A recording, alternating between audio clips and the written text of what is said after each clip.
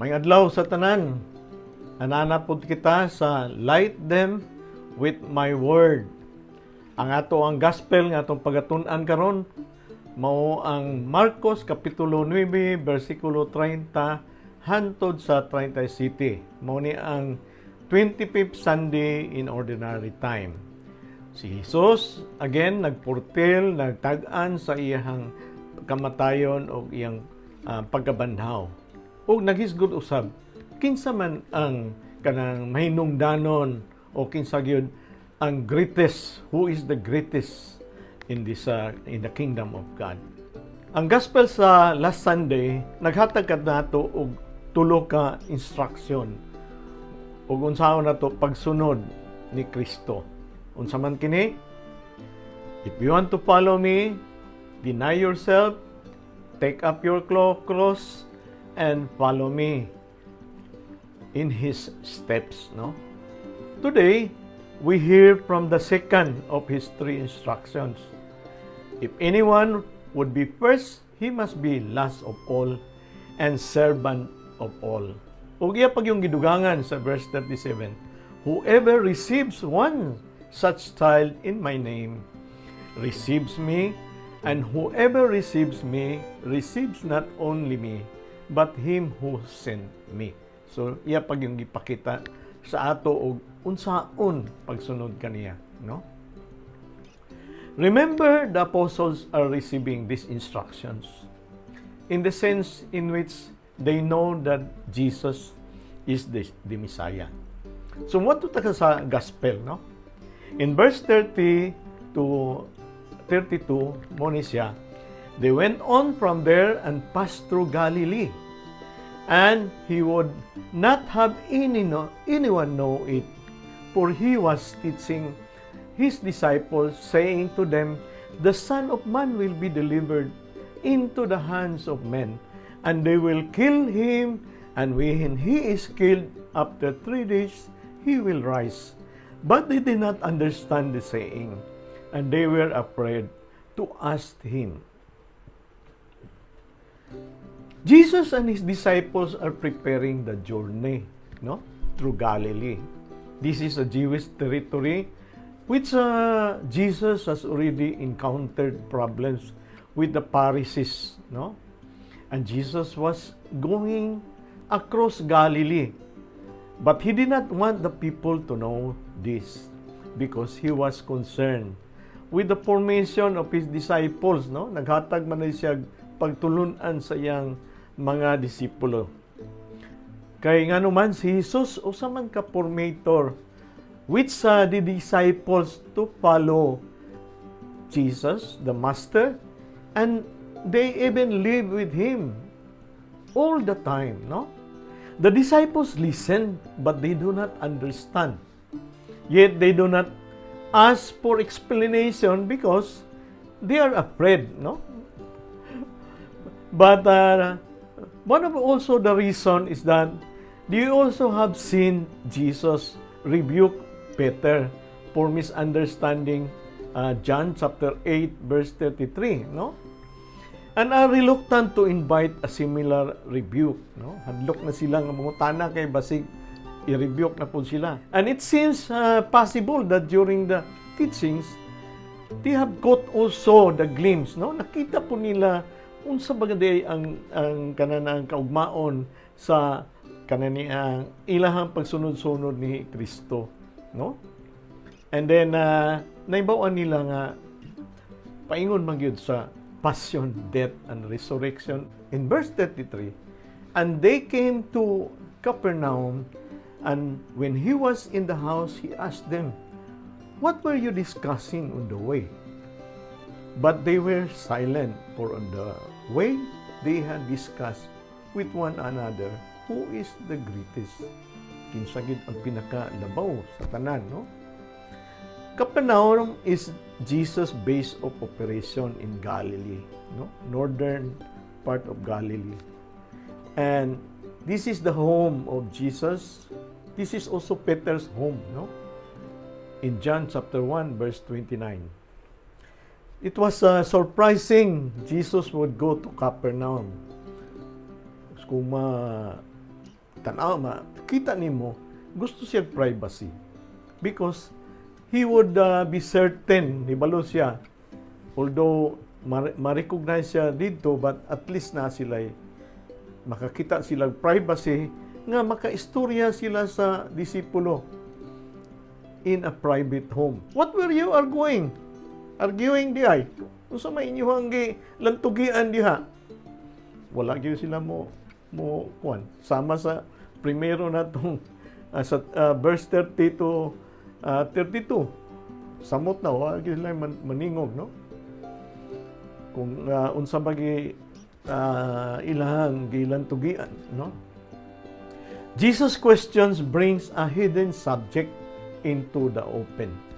So once nga mangutana si Jesus, makita niya unsay response sa iyang disipulo o makita niya unsa ba gyud ay ilahang kanana ang tunong ining ilahang tago-tago nga discussion.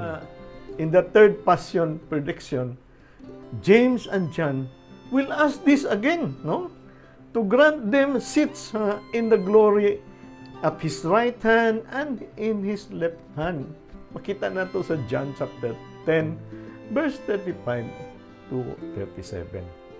And in verse 35, yun siya, and he sat down and called the 12. And he said to them, if anyone would be first, he must be last of all, and servant of all.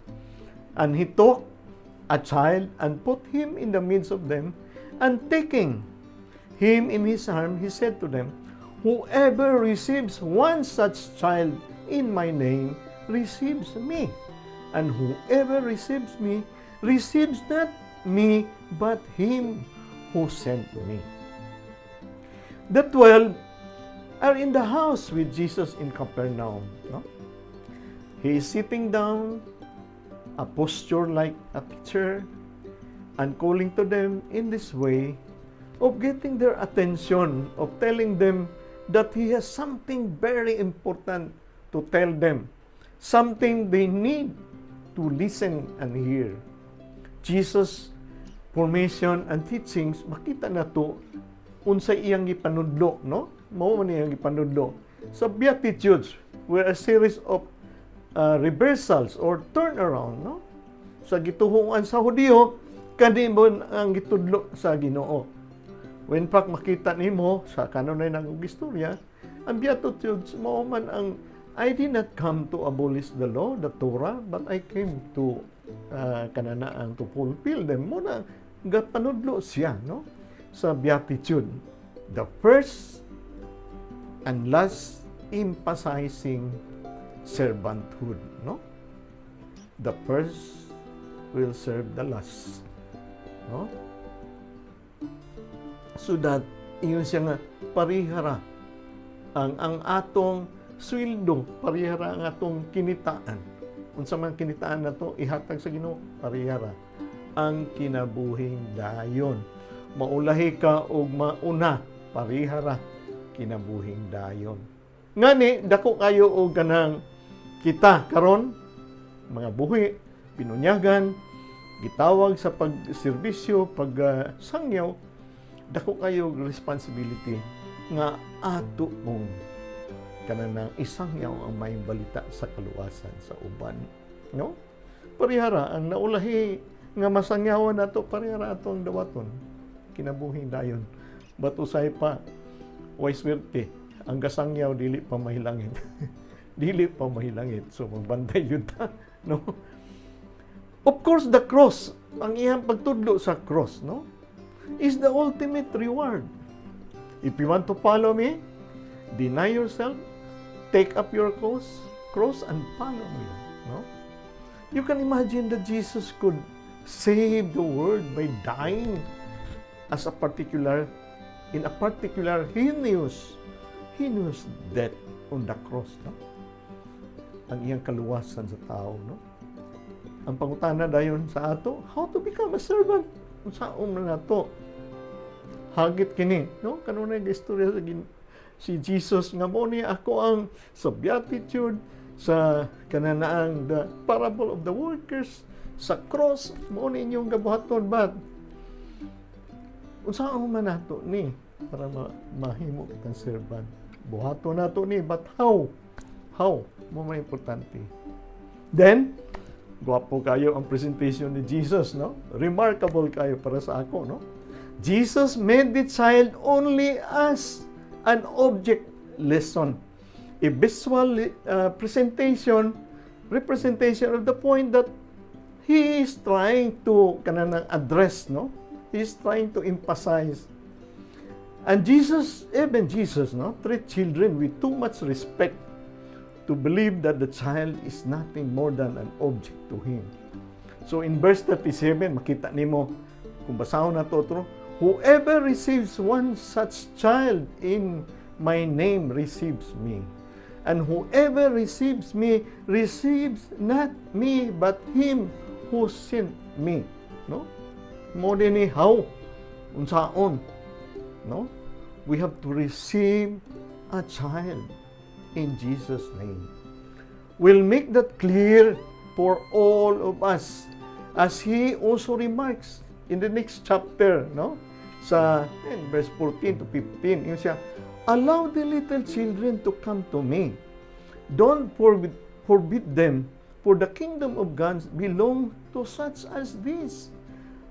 Most certainly, if I tell you, whoever will not receive the kingdom of God like little child, he will in no way enter into it. No? An example of a child. Kita ko no, nga kinahanglan ta na kanana ang dili buot bata, ang atong attitude pareha sa bata. Unsa man ang bata, na kinahanglan man siya uban, dili man siya maka-stand sa iyang kagalingon. Kinahanglan man siya guide, kaya di man siya ka-decide unsa iyang buhaton. Although professional na ta, but kinahanglan ba ta og giya, no? Muna siya, for a rabbi to take a child, for Jesus to take a child in his arm is very, para sa akong istorya, very remarkable. Makita nato sa atong Ginoo with the children. And we are those children, no? Sige, og dili ka magpakabata sa imong gikinahanglanon, dependent ka sa imong gikinahanglanon ining kinabuhi, ambot lang unsay mahitabo nimo, no? Lisod baya og kinaugalingon ta, no? Jesus is giving us formation like the disciple that spent 3 years with him, and yet they are not listening. Muna yung problema nila, no? Dili mangutana, kaya wa man makasabot, kaya wa man maminaw. Lahi man ang makadungog, apan wala maminaw. Muna ang teaching ni Jesus, nakadungog, but wala man maminaw. Wala kasabot, o di po mangutana. No?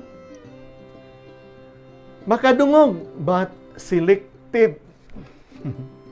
Selected ra ang ihang gipaminaw katong gasugo si Jesus nga biyaan kanimo mga sala og dili nimo ni buhaton kay dili ni para sa gingharian sa Ginoo, dili nimo paminawon. Ang imong paminawon katong magustuhan na nimo na unsa ang imong pagpakasabot sa kinatibuk-an mensahe sa ato ang Ginoo. Thus, the passion, death, and resurrection, and the ascension of Jesus as our foundation in our faith and salvation of all the people of God was not fully understood. No? Dili yun nato kasabtan. Muna bitaw yun siya nga, if you want to follow me, you have to deny yourself, take up my cross and follow me. You have to deny yourself because you are a child. You have to deny your profession. You have to deny for being adult. You have to deny that you are very intelligent. You have to deny that you are wealthy and very rich. You have to deny that you have so much influence in this life. You have to deny that and be a child. Relate with God. And take up that cross. Unsa man na ang cross. In following Jesus, You have to take up your cross because you have, in denying, you have to deny also your pride. You have also to deny your position. You have also to deny some people that have ridiculed you because of being a Christian, being that kind of attitude. No? You have to take that crosses. No? That is the consequence of following Jesus. And that is the key to salvation. That is the key to the eternal life. Take up your cross and follow me. Asa man pa yung si Jesus to eternal life. No? Sigurado kita maluwas. Jesus already rebuked Peter, no? And nobody dared to ask question again and afraid if they might be rebuked again. Further rebuke or comment, this is good. Or question, because this clarifies things and we get to the bottom of the issues in this life, no? This is what he's trying to say. Even our children rebukes us. Even the child rebukes us. No? Makita ba na ninyo? Pa, ma, nganong nag-away man mo? Ma, nganong wala naman ta nag-pray? Blessing before meal. Nganong wala naman ta nag-rosaryo? No? Diba? I remember a father and son driving in the highway and then they kanang the father is beating the red light, no? Naka-red na but paturato gyapon siya sa sakyanan, di gipituhan siya og kanang pulis. Ipadaplin siya. Pangita iyang lisensya, rehistro sa sakyanan, lisensya. Dahil nabantayan sa bata nga ang lisensya niya, gipilo niya ang 500. Ilawom siya ang lisensya, gihatag sa pulis. Then pag umang pulis, pagtanaw niya, 500, giuli rapod. Then gipalakaw, ginalan sila, ay nagotro, ha.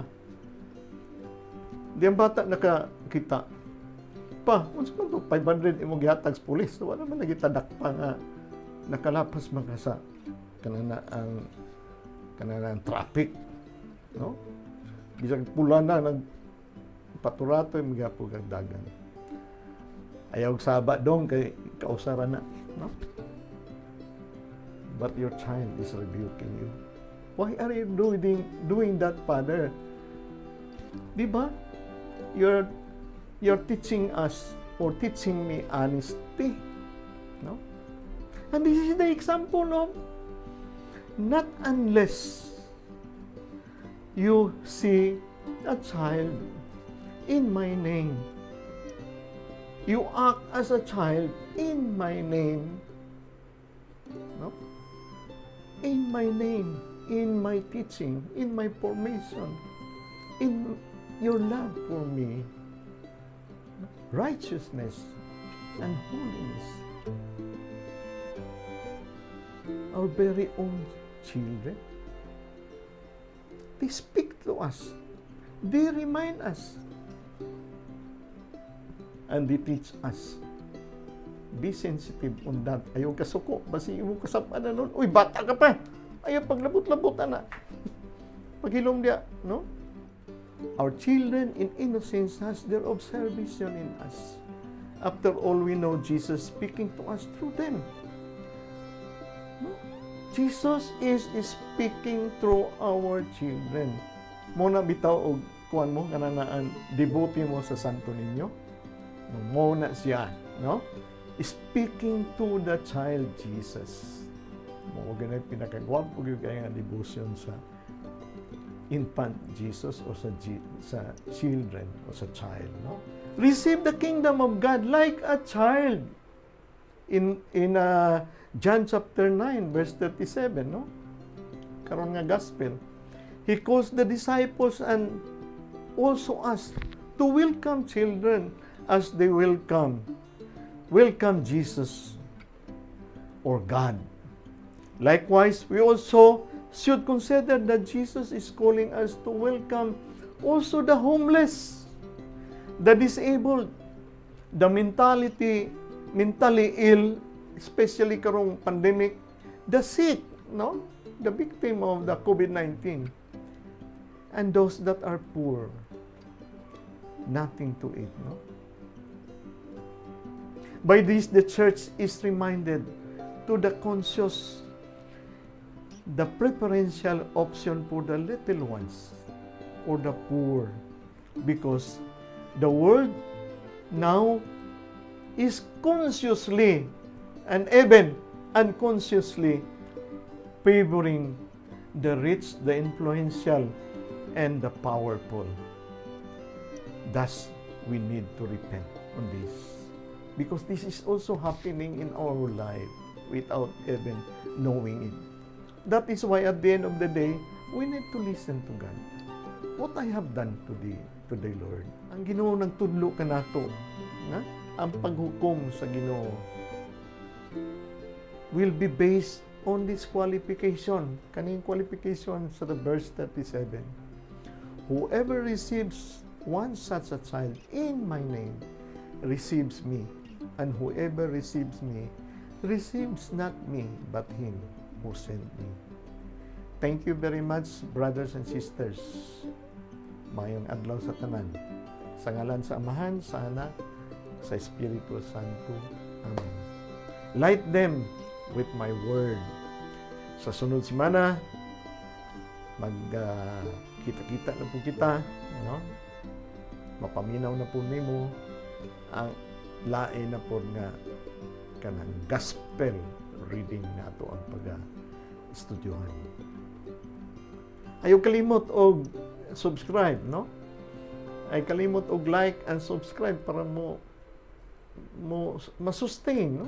Wala ho tayo po na ato ang katuyuan nga ato pong isangyaw kani nga gikan sa laygo nga panghuna, gikan sa laygo nga interpretation sa ato ang balaang kasulatan o sa ato ang ebanghelyo nga uban pod makapaminaw pod kat labi na kato na diskurahe karong panahon sa pandemic nga makahatag sa ila o kanang kaikab, no?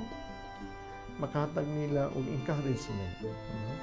Nga napaday Ginoo nga naminaw ka nato, nag-atiman ka nato labi na sa panahon ni pandemic. Naagyapon ang paglaom sa tanan. Salamat ug may gabi sa tanan.